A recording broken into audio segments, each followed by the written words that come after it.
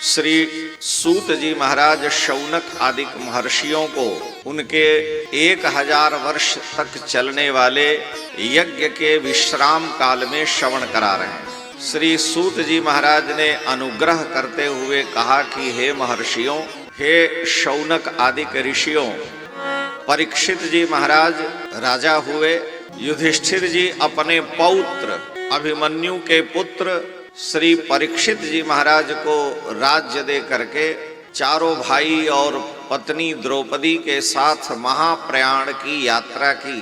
बद्रिकाश्रम के आगे सतोपंथ, सत्य पंथ जो कहा गया, उधर जा करके क्रम से एक एक करके सबने अपने शरीर का त्याग कर दिया। सबसे पहले सहदेव गिरे फिसल करके बर्फीली जगह में और उनका शरीर छूट गया, भगवत धाम चले गए। भीम ने युधिष्ठिर जी से पूछा कि भगवन, हम पांचों भाइयों में सबसे छोटे सहदेव सबसे पहले क्यों गए? तो युधिष्ठिर जी ने कहा, ये महाभारत में है, युधिष्ठिर जी ने कहा कि देखो, सहदेव को अपने ज्ञान का बड़ा अभिमान था। सहदेव को भूत भविष्य वर्तमान की सारी घटनाएं ज्ञात थी, लेकिन भगवान कृष्ण ने सहदेव को बतला दिया था कि अगर तुमने कोई रहस्य बिना मेरी इच्छा के भविष्य की या वर्तमान की घटना को उद्घाटित किया तो मैं तुम्हारा सिर काट लूं। जब प्राण पर संकट आ जाए तो जीवन रक्षा के लिए तुम अपनी विद्या का प्रयोग कर सकते। जब धृतराष्ट्र ने छल पूर्वक पांडवों को लाक्षा भवन में जलाने का प्रयास किया, विदुर जी उनके प्रधानमंत्री थे, उन्होंने लाक्षा भवन से ही एक सुरंग का निर्माण करा करके बड़े भारी पत्थर से उसे बंद कर दिया। लेकिन ये घटना पांडवों को ज्ञात पूर्ण रूप से नहीं थी कि कहां से सुरंग है।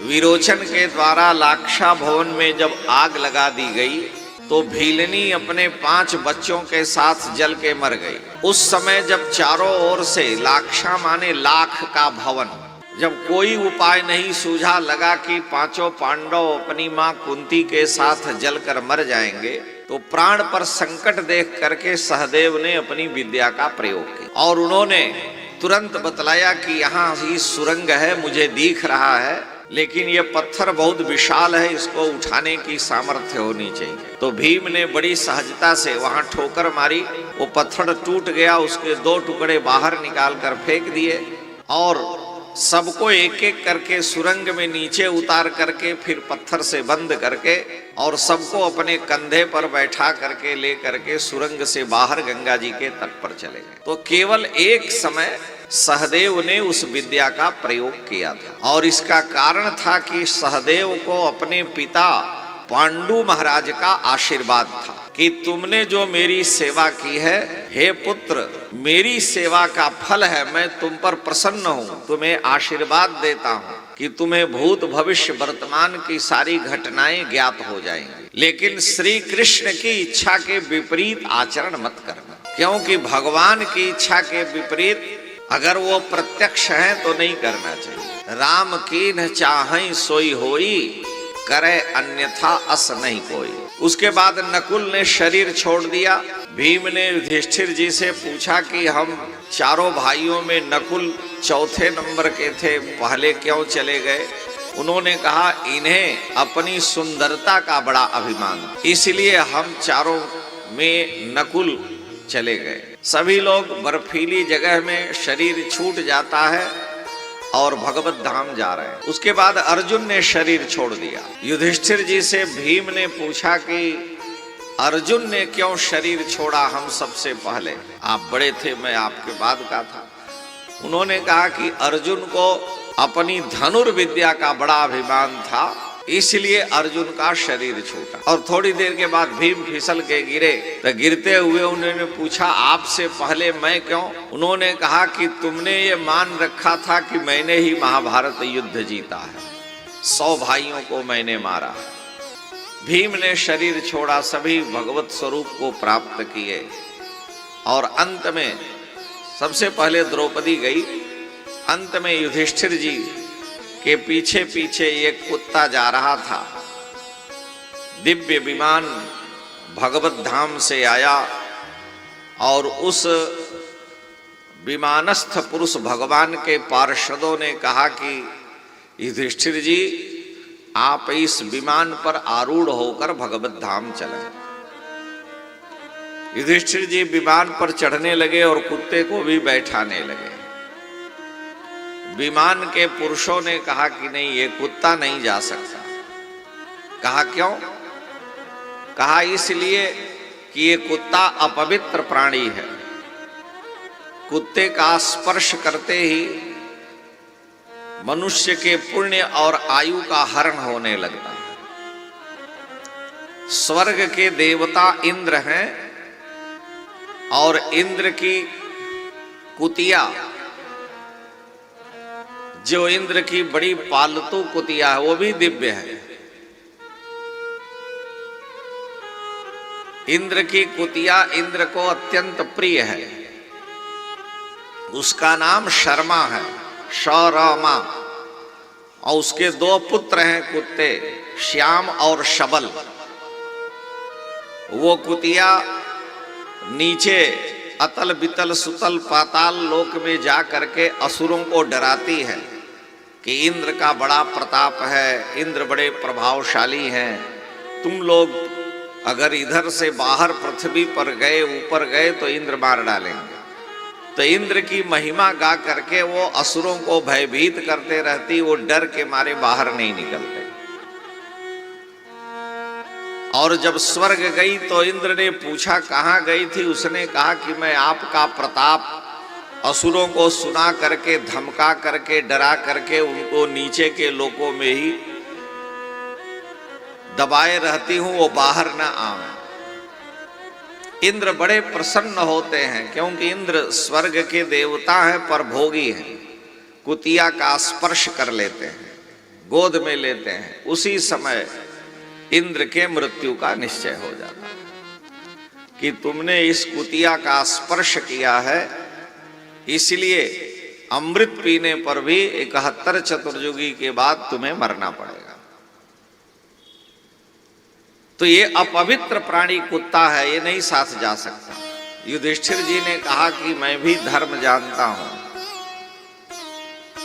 7 कदम साथ चल देने से जीवन भर का संबंध स्थापित हो जाता है। 2 वंश है, 2 कुल हैं, 2 परंपराएं हैं। विवाह में होता क्या है? सप्तपदी होती है। 2 हृदय मिले, 2 वंश मिले, 2 अनजाने परिवार मिले। दोनों एक दूसरे को नहीं जान रहे थे। 2 हृदय मिले, 2 वंश मिले, 2 अनजाने परिवार मिले, 2 जीवन मिलकर एक हुए, गृह जीवन का श्रृंगार बने। तो दोनों 2 धाराओं में प्रवाहित होने वाले, लेकिन 7 कदम अग्नि को साक्षी दे करके साथ चल देने से, साथ साथ जीने और रहने का संकल्प करते हैं। तो ये कुत्ता तो मेरे साथ बहुत दूर से मीलों पैदल चल करके आया, इसलिए हमें स्वर्ग वैकुंठ नहीं जाना, मैं इस कुत्ते के बिना नहीं जाऊंगा। उसी समय कुत्ते के शरीर से धर्मराज प्रकट हुए। उन्होंने श्री युधिष्ठिर जी को हृदय लगाया और विमान में बैठाया, क्योंकि वह कुत्ता और कोई नहीं, साक्षात धर्म था, युधिष्ठिर जी की परीक्षा के लिए आया था। तो सभी पांडवों ने शरीर का त्याग किया। परीक्षित जी राजा हुए। उन्होंने उत्तर की पुत्री, अपने मामा उत्तर की पुत्री इरावती से विवाह किया और उनके जन्मेजय आदि 4 पुत्र हुए। परीक्षित जी ने कृपाचार्य को आचार्य बना करके, कौरव वंश और पांडव वंश के ये आचार्य हैं और चिरंजीवी हैं। अश्वत्थामा, बलिर्व्यासो, हनुमांश्च विभीषणः, कृपः परशुरामश्च सप्तैते चिरजीविनः।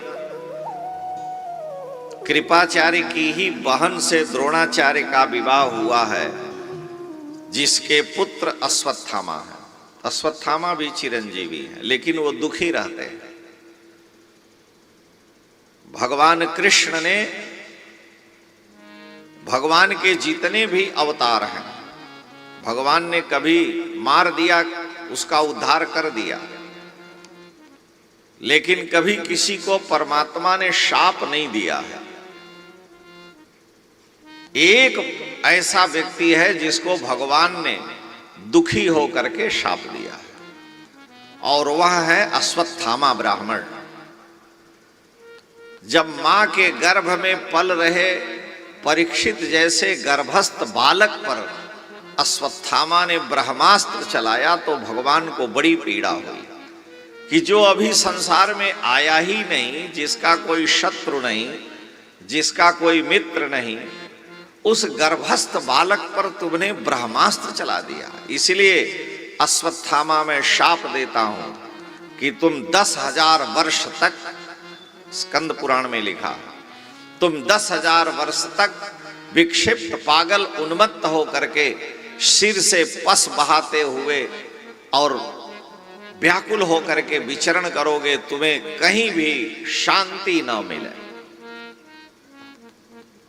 भगवान दुखी हुए कि एक ऐसे अबोध बालक पर ब्रह्मास्त्र चलाया जो गर्भ से बाहर ही नहीं आया, क्योंकि परीक्षित जी ही संतान बीजम कुरु पांडवानाम, कौरव पांडव वंश के एकमात्र बीज बचे थे, और उस बीज के नाश के लिए अश्वत्थामा ने ब्रह्मास्त्र चलाया।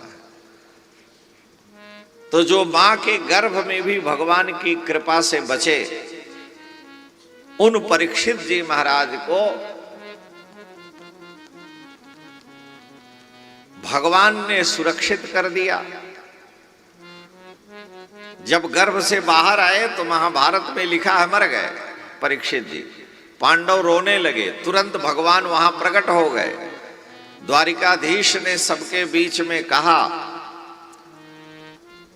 कि यदि मैंने महाभारत युद्ध में किसी का पक्षपात न किया हो तो मेरे इस सत्य वचन से अभिमन्यु का यह पुत्र जीवित हो जाए। और परीक्षित जी तुरंत नेत्र खोल दिए, देखा सामने भगवान खड़े हैं।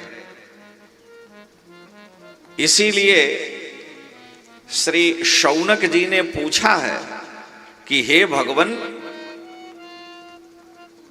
अश्वत्थामा के तेज से तो जो बालक गर्भ में जल करके नष्ट हो गया था, वह बालक ईशे ना जीविता पुनः, भगवान ने पुनः जीवित कर दिया। अश्वत्थामनोपसृष्टेन